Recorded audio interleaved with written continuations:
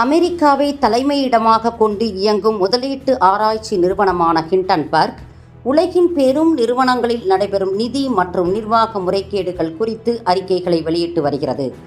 அந்த வகையில் ஹிண்டன்பர்க் நிறுவனம் தற்போது வெளியிட்டுள்ள புதிய ஆய்வுக் கட்டுரை நாடு முழுவதும் பலத்த அதிர்வலைகளை ஏற்படுத்தியுள்ளது.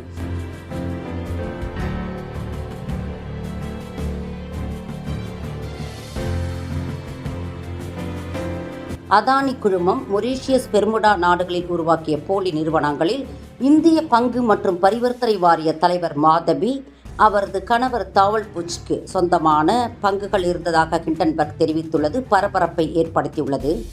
முறைகேட்டில் உடந்தையாக இருந்ததால் அதானி குழுமம் மீது செபி தலைவர் நடவடிக்கை எடுக்கவில்லை என்றும் ஹிண்டன்பர்க் குற்றம் சாட்டியுள்ளது. அதானி நிறுவனத்துக்கும் செபி தலைவருக்கும் இடையேயான தொடர்பு குறித்து வெளிவந்துள்ள தகவலால் இந்திய பங்குச் சந்தையில் சரிவு ஏற்படலாம் என்ற அச்சம் முதலீட்டாளர்களிடையே தொற்றிக் கொண்டுள்ளது. கடந்த ஆண்டு வெளியான ஹிண்டன்பர்க் அறிக்கையால் அதானி நிறுவனத்துக்கு பல லட்சம் கோடி ரூபாய் வரை நிதி இழப்பு ஏற்பட்ட நிலையில் புதிய ஆய்வறிக்கை இந்திய பங்குச் சந்தையில் என்ன தாக்கத்தை ஏற்படுத்தும் என்பது வரும் நாட்களில் தெரியவரும். குற்றச்சாட்டுகளுக்கு மறுப்பு தெரிவித்து செபி தலைவர் மாதவி மற்றும் அவரது கணவர் தாவல் புச் ஆகியோர் வெளியிட்டுள்ள கூட்டறிக்கையில், ஹிண்டன்பர்க் அறிக்கையில் எந்த உண்மையும் இல்லை, எங்களது வாழ்க்கையும் நிதி நிர்வாகமும் ஒரு திறந்த புத்தகம் போன்றது என்று தெரிவித்துள்ளனர்.